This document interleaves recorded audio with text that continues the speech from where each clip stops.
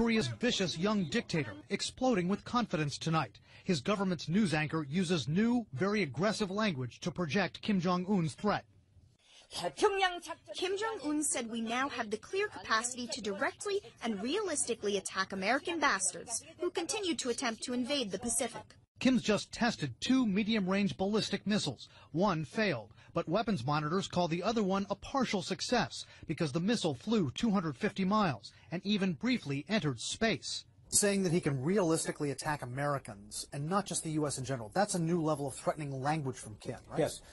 The potential for provocation and provocative language is enhanced by Kim by the fact that now he has the technology that goes to match the language.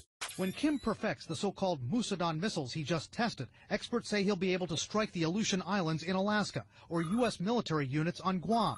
A U.S. intelligence official tells CNN tonight Kim's aggressive language, his celebration of this missile launch, underscores his regime's aspiration to be recognized as a nuclear power. Analysts say Kim also wants to fend off the threat he perceives from his principal enemies, who've just wrapped up a massive military exercise on his doorstep. He wants to deter America from even threatening to intervene. He wants to deter South Korea at the same time, obviously.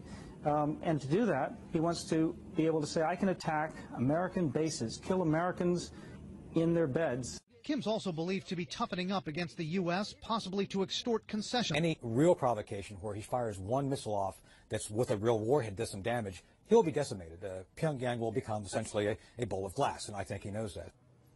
Still, there are tens of thousands of Americans in Kim's line of fire. More than 28,000 American troops are deployed in South Korea. Analysts worry tonight that if Kim tries to provoke South Korea with artillery fire, maybe a commando raid, that a mishap, a miscalculation from Kim's forces could harm those Americans, then we could be in for a dangerous escalation. We are just getting this in. The U.S. officials we are speaking to, Brianna, are telling CNN there was a very serious incident with the Iranian Navy yesterday. Now, this is just one day after that video everyone saw of a different incident. But yesterday, in the northern end of the Arabian Gulf, there was an Iranian fast attack craft that came out into the water and began harassing 2 U.S. Navy ships and a Kuwaiti Navy ship. The Iranians, we are told, were circling the Navy ships. They were coming close. They would not leave. At one point, they came within 200 yards of one of the U.S. Navy patrol craft. The Navy, following standard maritime procedure, tried to call the Iranian ship. They got no answer initially. They fired flares.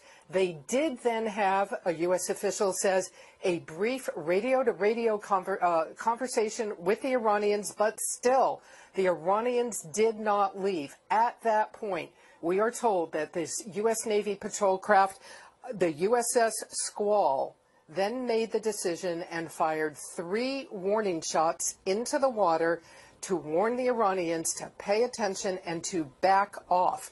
This is standard maritime procedure for the U.S. Navy. It rarely happens. It has happened in the past, but this is standard procedure when a U.S. Navy ship feels threatened and that threat does not back off. That is really the last resort before you take lethal action. You fire warning shots into the water. So just yesterday, 3 warning shots fired at the Iranians. And this comes one day after that video that we all saw that 4 Iranian ships, again, Revolutionary Guard Corps ships, came out and harassed another U.S. Navy ship. Perhaps the bottom line here is to note that the U.S. believes these Iranian boats belong to the Iranian Revolutionary Guard Corps. This is one of the most militant arms of the security and military services in Iran. This is not the regular Iranian Navy.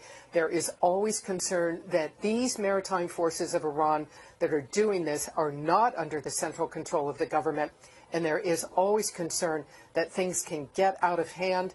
The U.S. Navy yesterday taking the action to fire warning shots at the Iranians and tell them to back off.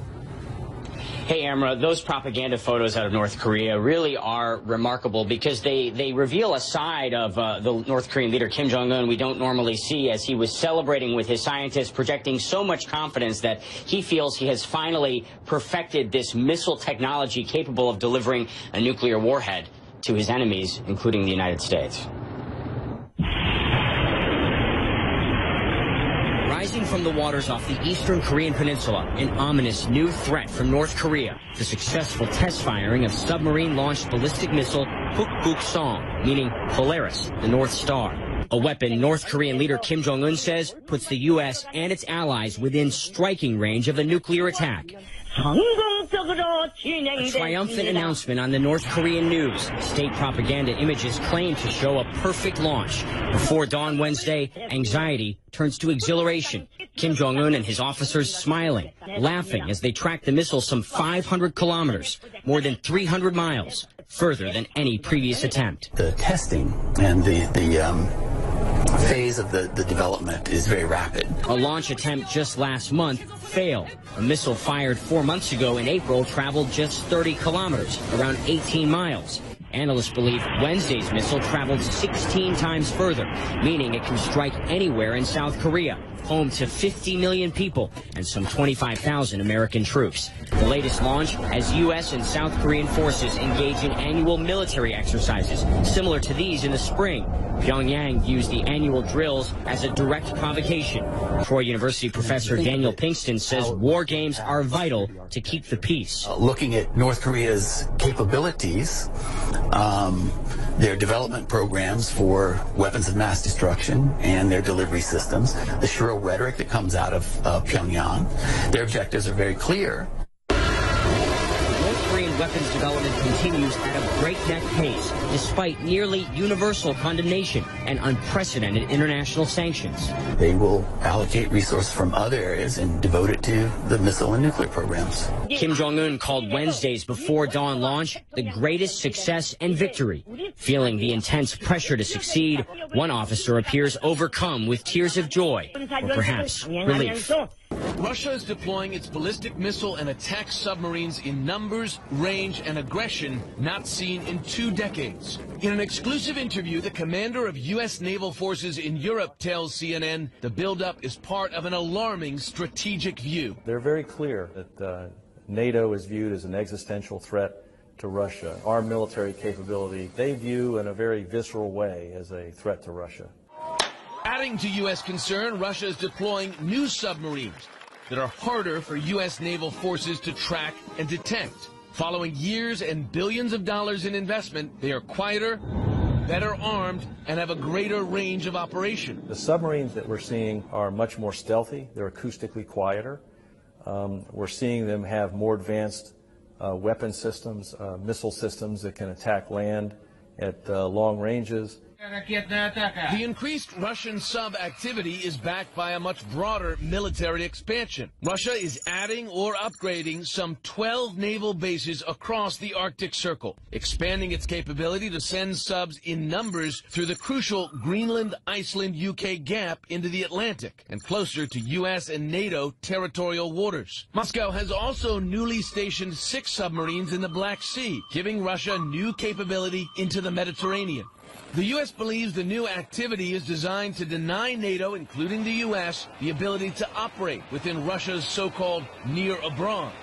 Increasingly alarmed by Russia's new sub-deployments, the U.S. and its NATO allies are launching new training exercises in anti-sub warfare and deploying new systems, including the P-8 Poseidon. These are sonar buoys dropped into the water to track submarines. The plane can be equipped with torpedoes to destroy those submarines. Russia's growing military activity extends above the surface as well. A Russian fighter jet's flyby of the USS Donald Cook this week, coming within 30 feet laterally and 100 feet vertically, is behavior that U.S. naval commanders have not witnessed since the Cold War. We had issued radio calls in both English and Russian, and the aircraft didn't respond and proceeded on a course directly at the ship. So while we've seen these interactions before, this one was different because of the proximity to the ship, the altitude, and the flight path that it took. These are the big guns of Russia's modern army. The Iskander-M missile system seen launching a cruise missile during a carefully choreographed training exercise in April. And yet this is not NATO's biggest fear. Last year, President Putin announced more than 40 new missiles would be added to Russia's nuclear arsenal, prompting concerns in Washington of a new Cold War.